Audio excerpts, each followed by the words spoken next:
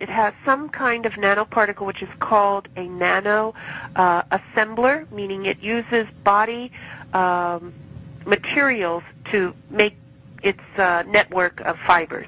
Okay. And I compared it to, we had a sample of a meteorite, which was supposed to be from Mars, I believe, and that meteorite did not match the composition of what the fibers were. It was like someone who had Morgellons touched the meteorite and gave Morgellons to the meteorite, and the fiber, the nanoarrays used the building materials of what it was associated with, which was on that meteorite. So it's kind of like a parasite then. Well, it would be, if you want to call it a man-made parasite, but it has, we sent early samples and photographs to the Secretary and President of the American Society of Parasitology, and the Secretary wrote us back and said that, 1, it is not a parasite, 2, it is not eukaryotic cells, 3, it's not biological, and 4, it is man-made. And what's the truth?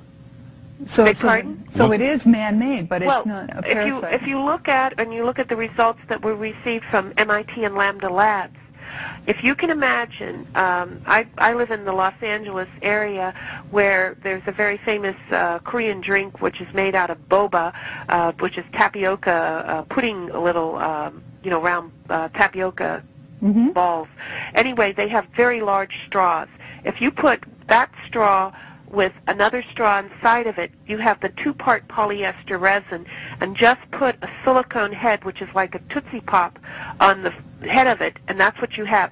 All of those fibers that were identified, which we called fibers, which when we did a scanning electron microscope and Raman test, which was micro Raman, which we tested between 1 and 20 nanometers, it showed that it was a 2-part polyester. All right. So that has to be created by man somehow. Well, it has to be because it all had uniform shape. Right. And it had uniform array, uniform pattern. Another thing that is new information, Dr. Carjou, who had a patient recently that was exposed to it and had like a fiber or something going on their cheek and then had it isolated. He isolated like a string, if you can imagine a straw, with pellets inside of it, which was polyester crystals, which are very much like liquid polyester crystals. That confirms the polyester that we found. But the thing is, Doctor, that these fibers are attaching themselves and then growing in human skin. What about the number? Let me go. They're growing in human skin, meaning they're coming out of the skin. I personally, from interviewing numerous people and also observing it, they have to make a crystal of silica or any of the other crystals go to a silicone or a gelatinous mass. It has to have a pH of 10 and 11, and a pH, the only 2 organs that have that is the intestinal tract and the kidneys. So that means that this material has to go inside the body and grow outward. Oh, man, that is really sci-fi. So what we're seeing on the outside, these individuals that have this, it is literally ripping through their skin and tissue, and that's what they feel. And if you put a piece of steel wool or just a little wood sliver or a sand spur in your skin, that bothers you until you get it out. So if you have this all under your skin, little granules, it's very annoying. Doctor, is that why many Morgellons victims report that they feel like there's little microscopic bugs crawling under their skin? One lady, Vera Gallagher in California, actually took a knife and tried to cut her skin open to remove what she thought were bugs under her skin. Right. I don't know that individual, but that would explain why many people do have this effect, because this material, this nanomaterial, has an affinity for, once it comes out of those organ systems that have the high pH, which is alkaline, so it can make the gel, it goes to the peripheral nervous system, which is just underneath the skin. So it's on the baby nerves, so you're going to feel everything. Oh, those poor people. So now the other thing is these people, they have these real symptoms. They are scratching. Their skin looks... They're real symptoms. Let me interrupt you, Kate. Meaning we have a questionnaire that Dr. Spencer and I use. There's 167 symptoms. And when we get a patient, they're lacking only 3 of those symptoms. But all of the patients that we've seen, they continually have basically all of the symptoms. And they are, if they go to someone else, though, these poor people, and many people who are going to be watching this tonight may have heard of this, or they may even have some kind of symptoms. They go to a regular GP. What happens to them? Well, a lot of them get misdiagnosed. A lot of them get thought of that it's all in their mind. Right. Some of the ones that had, I'm going to say, good response to the medical professional were ones that went to, like, occupational physicians early on that understood a chemical reaction.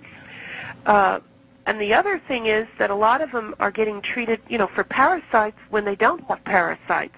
And sometimes these medications work with the individual or appear to be working is because these medications are made up of high metals with charges, valence charges, that interact with those transitional metals.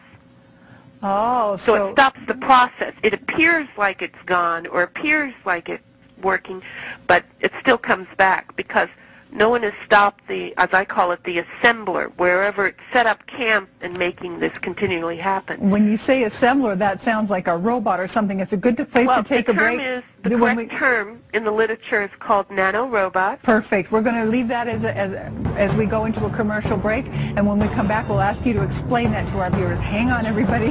Dr. Hildy will be right back.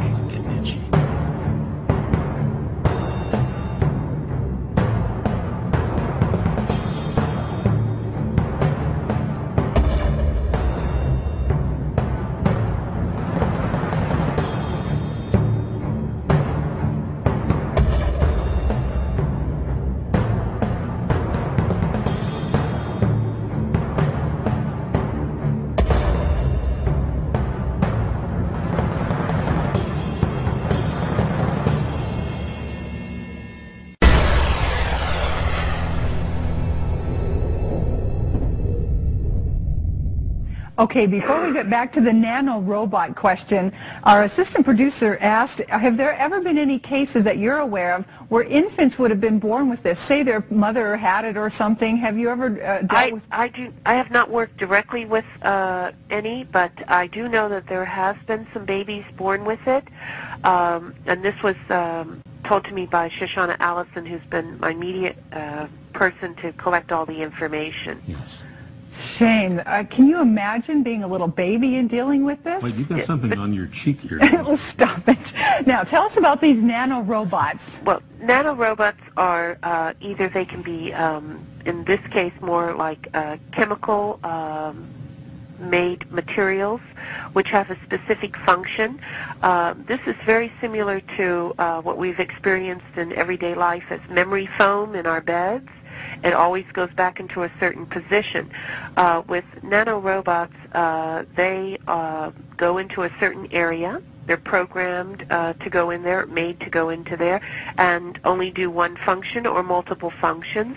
And in this case, make a network that is very similar to a fiber optic network. So within the body. Okay, fiber optics, and you earlier said something about silicone. Now, has there ever been any relationship? I'm sure people would wonder, okay, if somebody had, like, say, silicone breast implants, could that have any bearing on this? Yes, this could, because it could be a media to grow in. But the individuals that we have tested that had the silicone and the silica crystals, they did not have any breast implants. They did not have any type of prosthetic or anything that could be related to silicone or silica.